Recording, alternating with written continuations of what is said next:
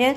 اليوم ان شاء الله راح اسوي كيكة الخلاط بالقهوة والنسكافيه، يعني هو طعم واحد ان شاء الله. حطيت بيضتين وخليت 3/4 كوب حليب ونص كوب زيت. خليت بيضتين، نص كوب زيت، 3/4 شكر، كوب ونص طحين، وربع كوب من الكاكاو والقهوة بنكهة البندق، ملعقة كوب بيكنج باودر مليانة، ونص ملعقة شاي بيكربونات الصودا.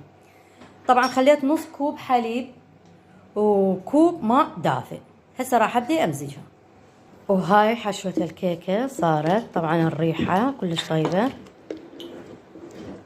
هسه راح حضرتها بقالب وراح اخليها بالقالب على درجة حرارة 180